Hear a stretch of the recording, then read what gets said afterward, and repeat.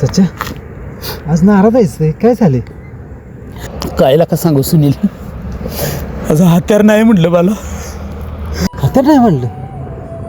अरे नाही म्हणलं म्हणून काय झालं? दुसरं बघूया आपण.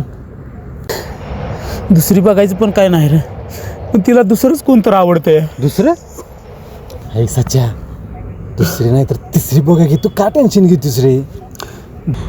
मला गर्लफ्रेंड नाही म्हणली ह्याचं वाईट वाटत नाही रे सुनील. मला वाईट एकाच गोष्टीचं वाटतंय की तिला आवडणारा दुसरा तिसरा कोणी नसून तू आहेस.